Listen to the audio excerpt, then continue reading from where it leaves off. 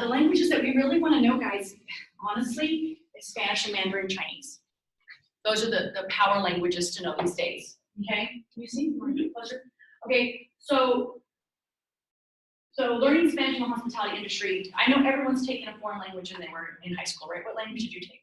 Spanish. Spanish. And the problem is the way Spanish is taught these days, it sucks. They're all about the verb conjugation and where the sentence structure goes, and they get so much into well, that's a direct object placement. That's an indirect object. That's the infinitive form. And you guys don't even know what passive and informal form is. I don't even know what it is. You know what I'm saying? And that's the way it's taught.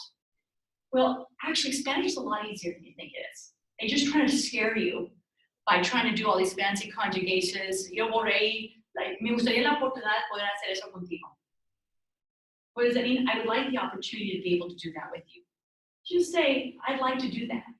But so many Spanish teachers add so many extra words that we really don't need. So that's one of my goals with this is, gosh, this is dark, guys. Let's see if I can light it up. Okay. First of all, the demographics of the Spanish speaker, who speaks Spanish, there's 215 million people in the United States that speak Spanish. That's 250 million people in just our own country here speak Spanish. There are 215 million English speakers in our country, and 28 are Spanish speakers, followed by 2 million Chinese speakers. So Spanish is the #1 foreign language or secondary language in the United States. According to the U.S. government, roughly 20% of Americans, that's 1 in 5 residents, speak at least one foreign language. However, the percentages jump dramatically in the South, especially in California. 39% of Californians speak. So 4 out of 10 people speak another language. And if the biggest one is Spanish, that right there lets you know Spanish is the language you need to know. New Mexico is 37% and Texas is 31%. So when I taught this class at University of Houston, one of the biggest things I said was, why should you know Spanish, right? And a lot of things I get a lot of non-Spanish people say, that's stupid, they should learn English. Okay, great. You know what? Bring that attitude to the workplace and you're gonna end up spending charades all the time. You know, because a lot of the difficulties people have with these jobs is they'll be like,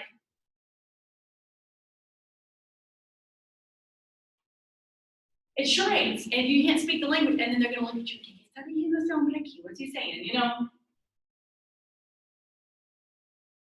And you just turn into a monkey charading mess every single day. But if you learn a couple of easy verbs like sube, which sube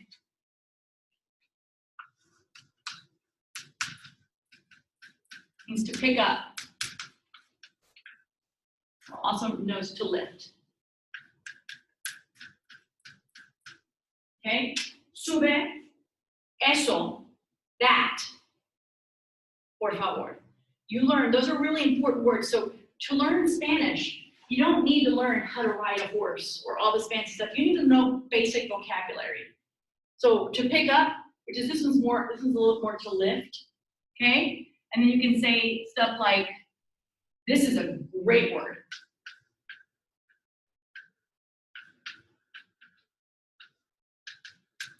Dame means give me. It's a great, great word. When you're working with people, dame eso, give me that. Dame eso, give me that. Dame esto, give me this. Does that make sense? Keeping it simple in that way, okay? So it makes, #1, by you learning Spanish or Chinese, it makes communication easier with your staff. You're gonna spend a lot less time doing charades. When I used to work at a catering company, and when my hourly staff came in, it just switched right to Spanish. And it was like, hey, agarra eso, sube esto, pon esto, and it just helped so much more because I could communicate with them, and it made it a lot easier. Increasing a sense of community within the staff. If someone speaks your language or is making the effort to speak your language, you really feel part of a community, like they really care enough about you. Not like, hey, Rosa, can you get that for me? You can say it politely, like, Rosa, agarra eso, por favor. Or sube eso, por favor. Mueve is also another really good word. I'm just gonna start writing down key words for us.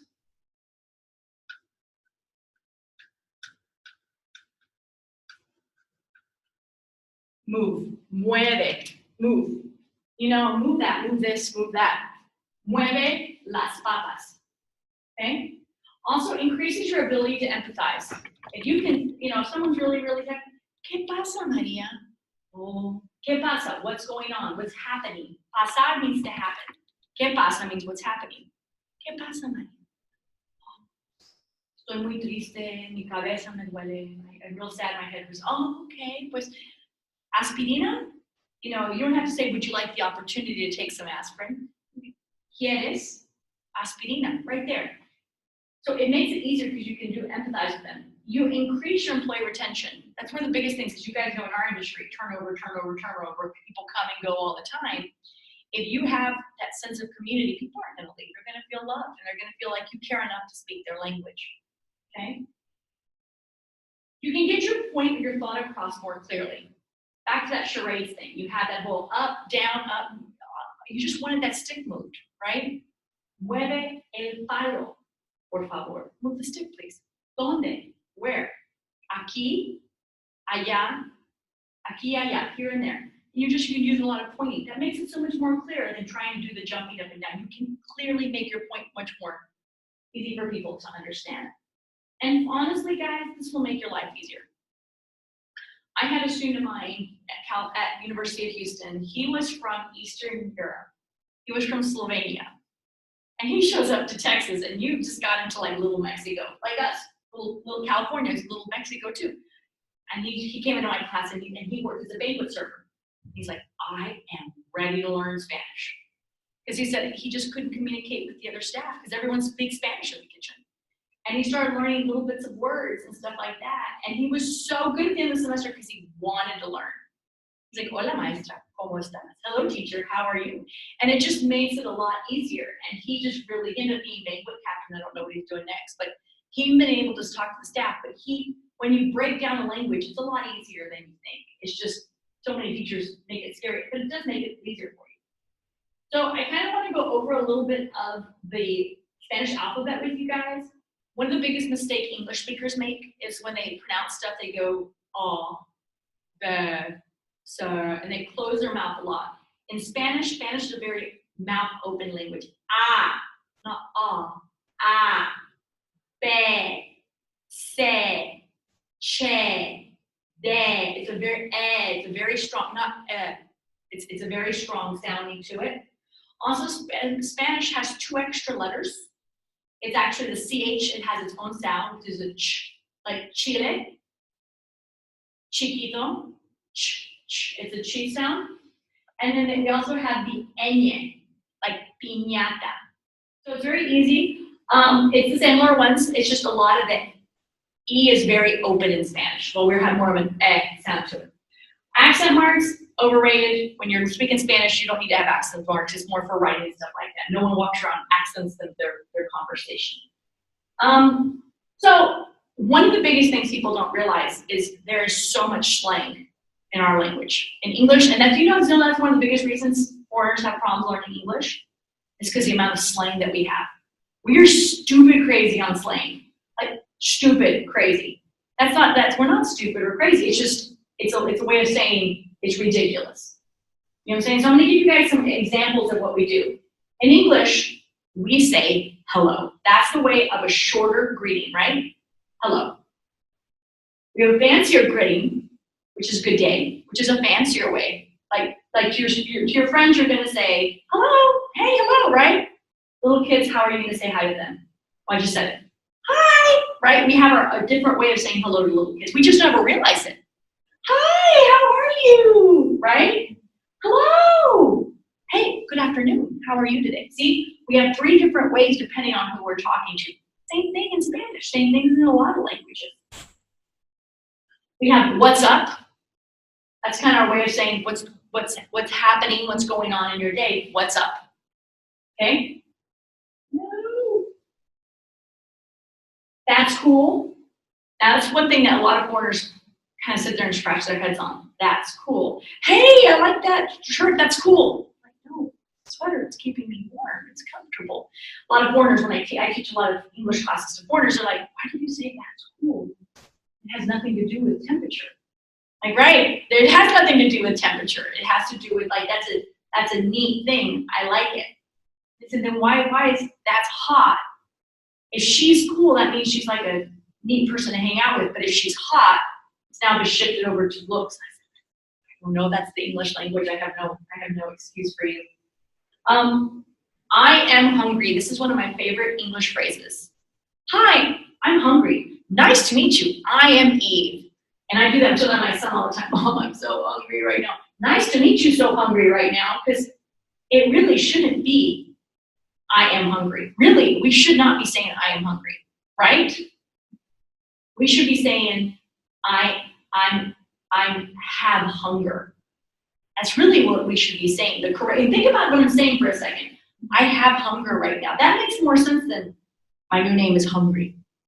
Does that make sense to what I'm trying to teach you guys? And this is like super analysis of words, just to let you guys know. This is what me as a linguist, or I translate a lot of languages and stuff.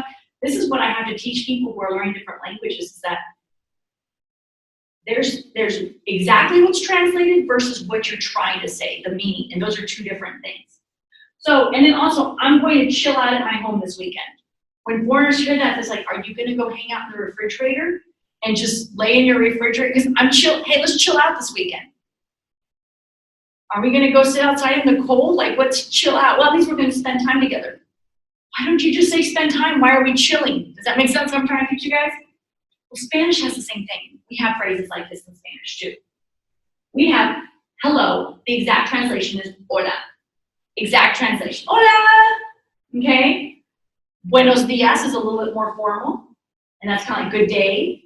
Buenos dias. And then you have what's up. If you think about it, I've seen foreigners when I told them, hey, what's up? They look up. Sky, flowers, but like, no, it means like what's going on. In Spanish, that is que onda, which the exact translation is what wave. But what does it mean? What's up? What's going on? Que onda? What's happening with you? So it's the meaning of it is que onda, like what's happening. Que chido is like, that's cool. But instead of how cool, they say que means like how hot, how amazing, how que, like que frío, like how cold, que caliente, how hot. The que is a way of exclamating an excitement about something. Me voy a quedar en la casa esta fin de semana. I'm going to stay this weekend at my house. I'm going to, that right there, I'm chilling at home, is just you're saying I'm staying at home this weekend. And then another one is, yo tengo hambre. I have hunger. And that's exactly what Spanish, in my opinion, translates it right. It should not be I am hungry. It's I have hunger. Okay? In Spanish, now we say my name is, but in Spanish, what they say is I call myself. And that's sometimes when a lot of foreigners are learning a different language, they get so caught up in the exact translation that they don't understand you have to translate the idea or the thought. So me llamo means the point is my name is, but me llamo is I call myself. Okay? Come on in. Okay, so interesting enough, Spanish has masculine versus feminine words. And that's just something you just have to learn through trial and error. And most of it is a. If it has an A at the end, it's usually feminine. If it's got anything but an A, it's usually masculine. So right there, you can just see el, and that's just some quick. El niño means the boy. El trabajo, the work. El burrito, the burrito. El baño, the bathroom. El carro, the car. The hotel, the name.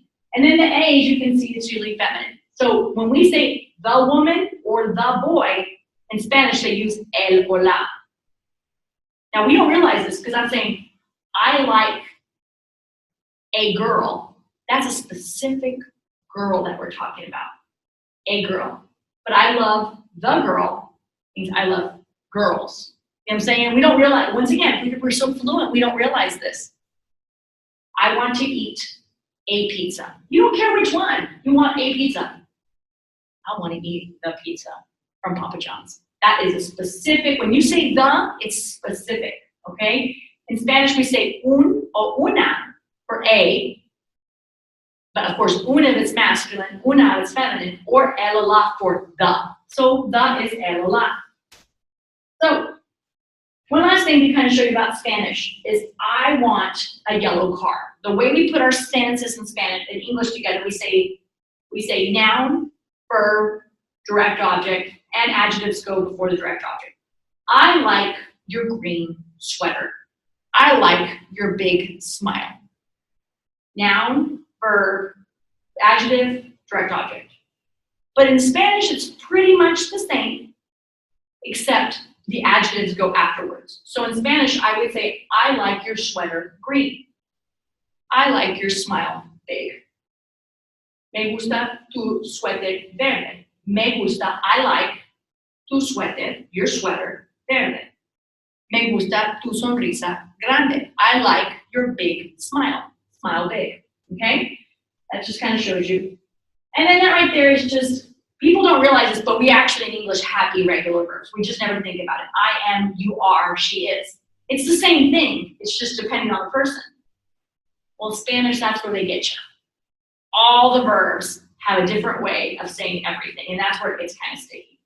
So, we'll kind of go a little bit now into writing, okay? So I gave you a quick little talk about Spanish, but let me tell you guys, the quickest way to learn Spanish to be able to use in the hospitality industry is you just have to learn that speaking Spanish is all about puzzles.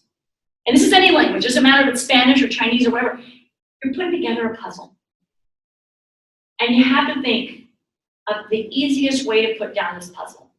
And the big mistakes language teachers make is that they teach a language, they teach it the most fancy, complicated way.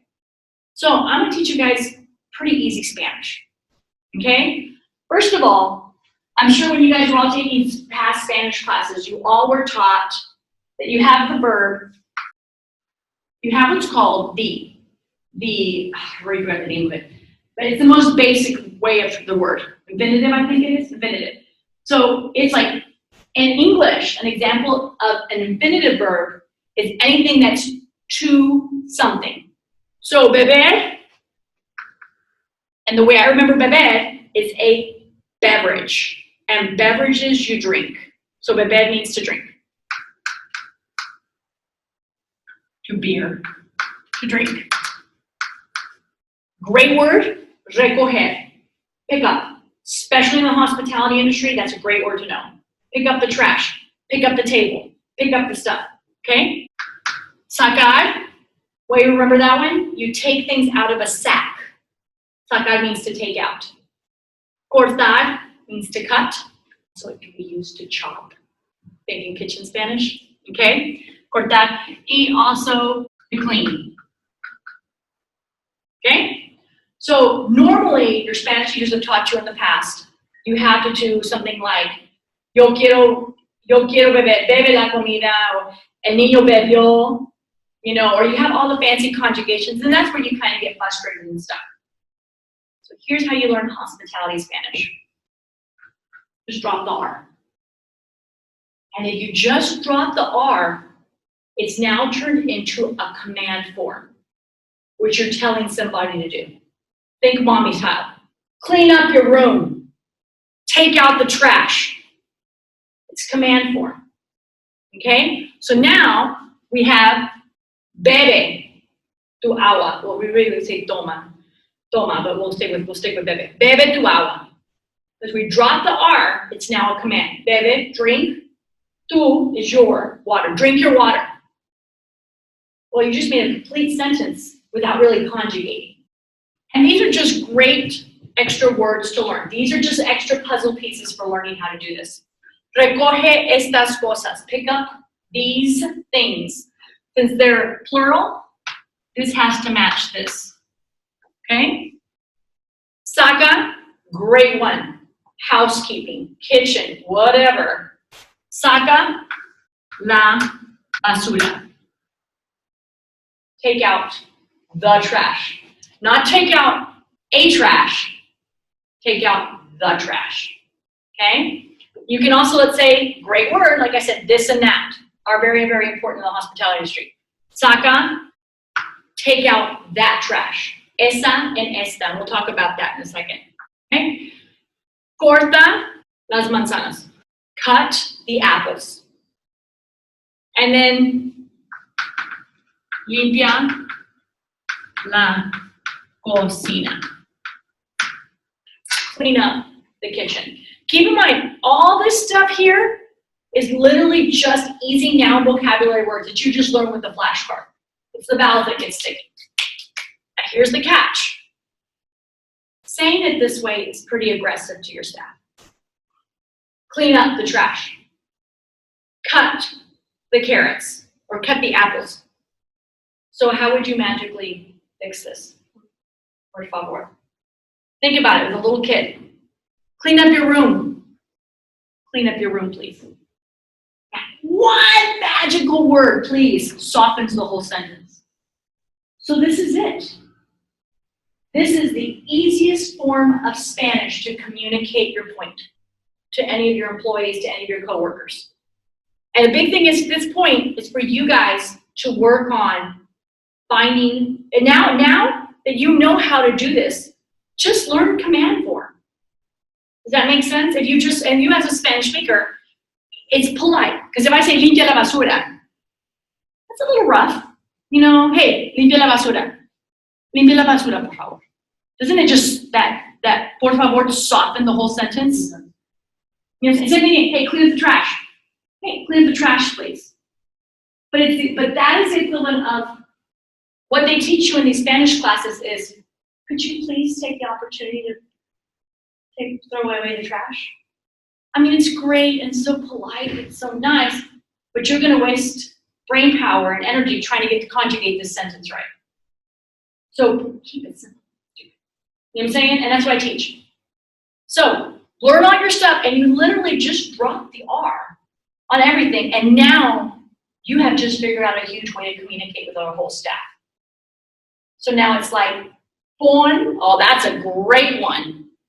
Great word. Poner, drop the R, pon.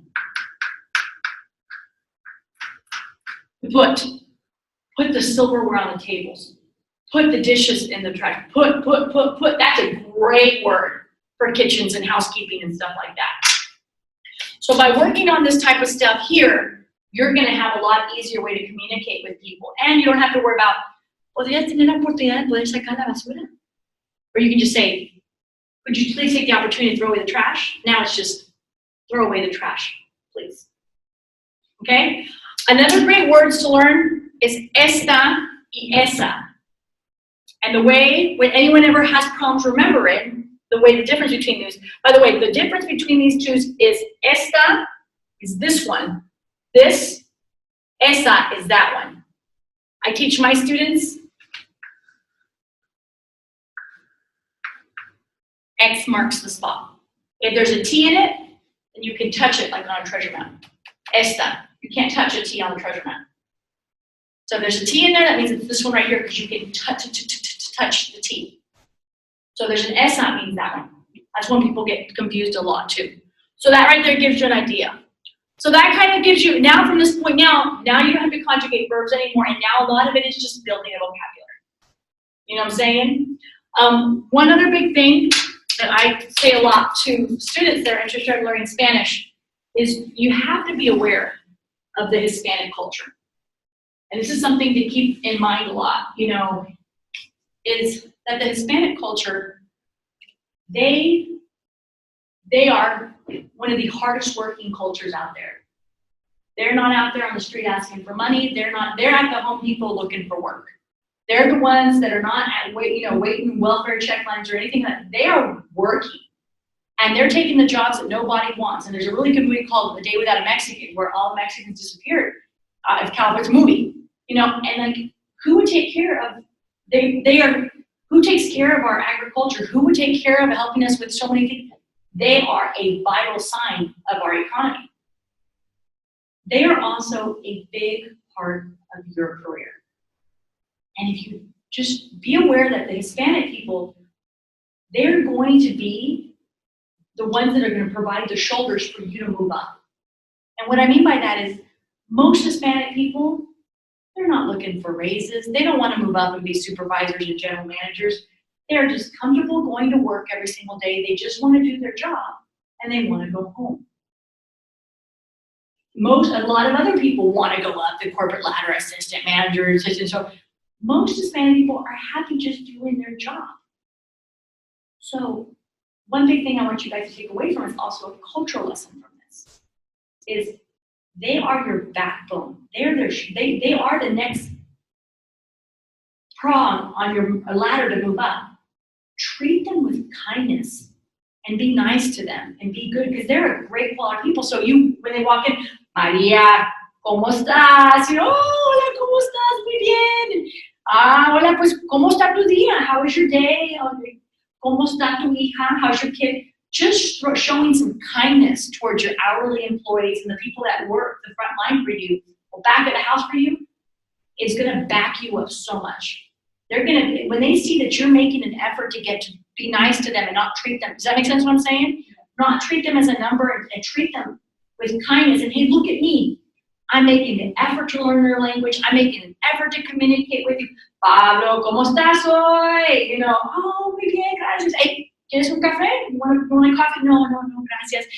Just you being kind, they're going to be there for you. And they're going to, so when that assistant supervisor position pops up, they're going to be rooting for you. They want you because you're kind towards them.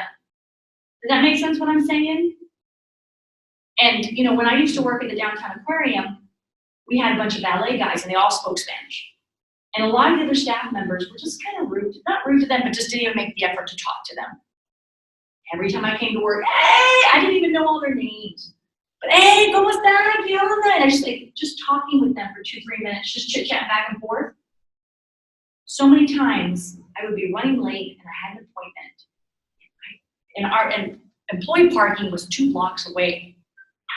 I didn't have time, you know what I'm saying? Like, hey, park right here, we got you. We'll take care of you and stuff like that.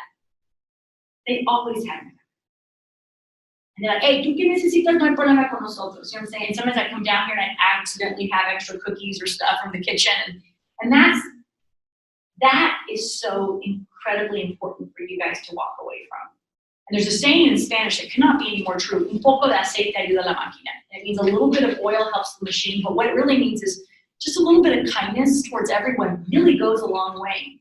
Especially if you're a non-Hispanic person, making the effort to branch out into other communities.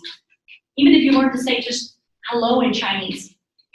Ni hao, ni hao. You know, or xie xie, thank you. It just will help you so much more in the long run. Especially with our employees here. As we know, majority of our employees, hourly workers, are Spanish speakers. You know, and I had another chef in when I one time taught, that I taught, he worked in the kitchen, Chinese. And he was like, I am ready for chapter 7, it's kitchen Spanish, let's bring it on. And he was writing corta, hace, limpia, and he wrote down all these verbs, and he presented the verbs to his kitchen. He's like, these are the verbs I'm working on, help me. And he said, this is what I'm learning, basic Spanish. He told me within a month and a half, he's like, oh my God, my life is so much better. And now the kitchen's like loving on him because he made the effort. It wasn't one of those American ways of, you better hurry up and learn English. It was more, hey, I'm gonna help you out. Let's find somewhere in the middle. You know what I'm saying? You can come in, you don't bite. So does that kind of help you guys out? It's a very, very, very, very, very mini class, but does that give you guys some more ideas and stuff like that? And then for you, it's a way you guys can come in, you don't bite. That's just a way for you also to see things differently as well. Because I hope you agree with everything I pretty much said. You know what I'm saying? Like that's what really helped build a lot of your experience. Okay? Yay! Okay, awesome.